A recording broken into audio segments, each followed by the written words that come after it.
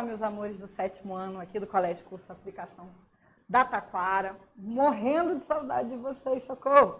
Gente, hoje vamos falar sobre sociedade e economia na América Espanhola. Lembra que a gente já começou a falar sobre a colonização da América Espanhola?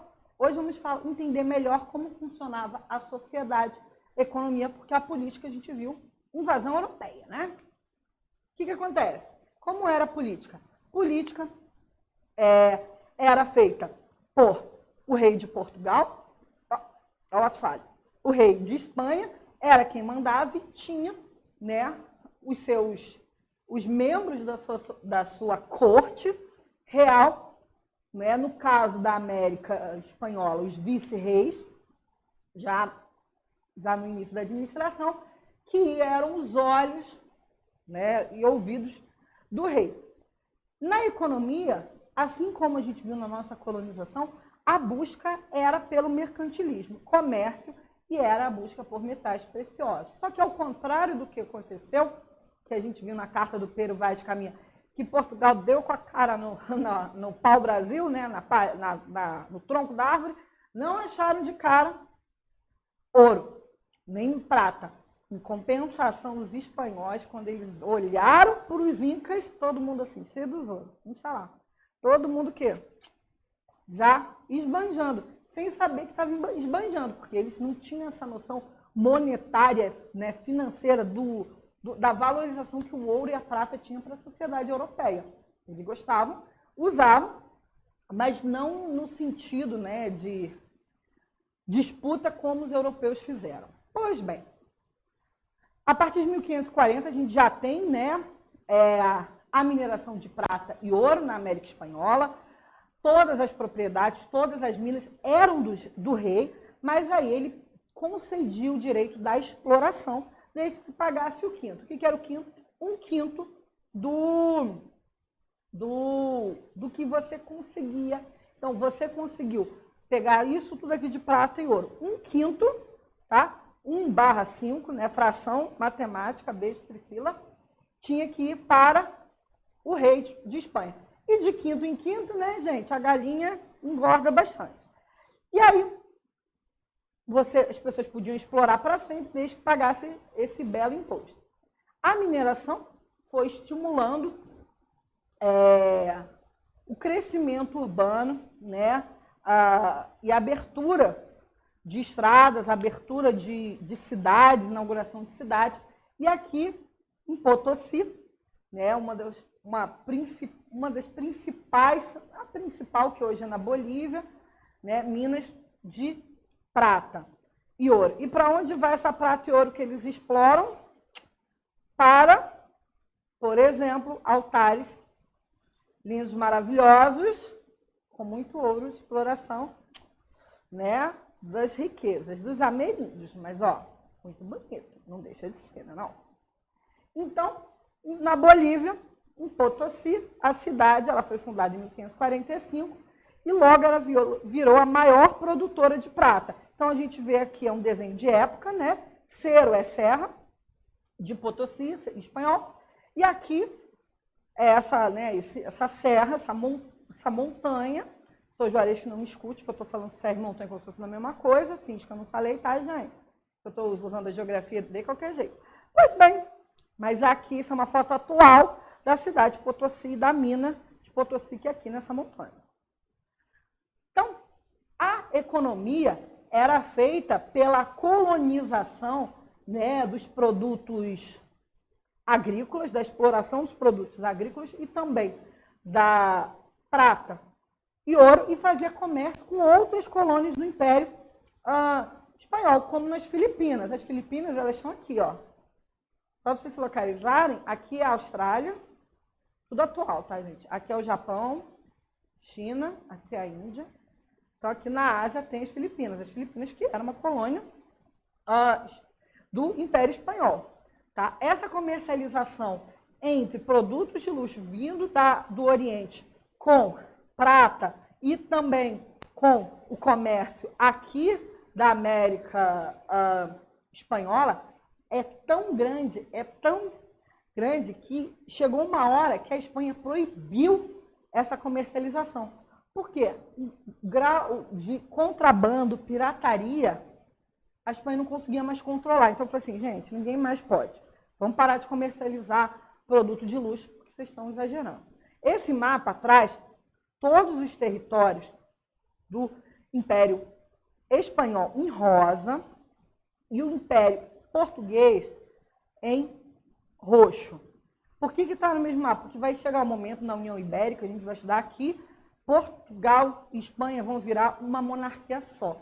Tá? Portugal vai ser controlado por 3 reis da Espanha. Então, na União Ibérica, o Império Português vai ficar pelo mundo todo em 1580. Mas a gente vai estudar isso. Então, na agricultura, extração de algodão, tabaco, cana-de-açúcar para exportar, né? Você tem também nas haciendas, que é fazenda em espanhol, a cana-de-açúcar, mas também a produção do rum, a produção do melaço, que vai ser importante, inclusive, na troca, né, por escravos, por produtos. Os gêneros alimentícios também vão ser muito, muito explorados, né, como é característico da exploração da época moderna. Tá? E aí, para o abastecimento interno, que ninguém come, né?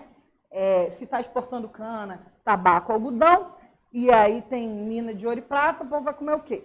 Milho, batata, uma dieta, né, no sentido do que se come, que os indígenas já praticavam. Tá? Então, essa tela do Diego Rivera, que a gente já viu, que era um grande pintor mexicano, que era o marido da Frida, que a gente já viu na aula de Astecas, né, muito bonita essa obra, vai mostrar os embarques espanhóis, essa comercialização, ok? E as encomiendas e a mita era um sistema de exploração do trabalho. Isso é muito importante, gente. A encomienda era quando a coroa espanhola, ela autorizava, né, que os encomendeiros, ou seja, os colonizadores, usassem a mão de obra dos nativos, dos ameríndios, para trabalhar nas minas e na agricultura, desde que eles fossem cristianizados. Então, como é que era? Você é um colono, está lá na Espanha, né? Está lá na Bolívia. Aí você fala assim, quero usar essa mão de obra aqui, explorar essa mão de obra. Aí o rei da Espanha falou assim, show, pode explorar, tá? Pode explorar nas minas e na agricultura, desde que você converta esses nativos para o cristianismo. A gente viu que isso tudo está no processo de contra-reforma, né, da Igreja Católica, esse movimento da Igreja de recuperar seus fiéis e conquistar novos fiéis. Ok? E aí a Espanha cobra 20% de imposto, né, do que esse comendeiro vai lucrar usando a mão de obra, a exploração dos nativos. Porque a propriedade dos nativos era do rei, não era das pessoas. Tá? E a mita é um outro sistema que é muito importante, que já era usado pelos incas. A gente já falou disso na aula de Inca, eu falei, guarda que isso é importante. Que é o trabalho forçado dos indígenas, né, nas minas de prata e ouro em algumas obras públicas por 4 meses. Então, como era feito? Era um sorteio em que as pessoas tinham que trabalhar nas minas ou, né, em obras públicas, porque as obras não são feitas, né, do nada, é com muita mão de obra, com muito esforço e trabalho escravo. E aí, nesse caso, professora, mas eles não ganhavam, eles ganhavam o mínimo para comer e não morrer, tá, gente? Eles ganhavam o mínimo do mínimo. Tá? Então, sistema de escravidão. Tá? E aí você tem a organização social. Como era? Os chapetones, que estão aqui, ó, no topo da nossa famosa pirâmide, eles eram os espanhóis. Os espanhóis saíram lá da Europa, vieram para as colônias, e eles tinham o quê? Ocupavam os altos cargos. Eles eram os vice-reis, eles eram os que tinham mais terras, eles eram o que conseguiam, né, financiar para extrair, né, minério. Tá? Já os crioulos, né, os criollos, se a gente falar no espanhol argentino, ninguém me escute falando espanhol, os crioulos, eles eram os descendentes dos europeus. Então, era quem tinha o pai e mãe espanhol, ou um dos dois só, mas que nasceu na América. Então, chapetones europeus que vieram, que tinham os cargos políticos mais altos, né, que tinham os grandes territórios, as grandes haciendas. Crioulos eram os descendentes dos espanhóis, tá, que nasciam na América, no território americano, mas pai e mãe europeus brancos.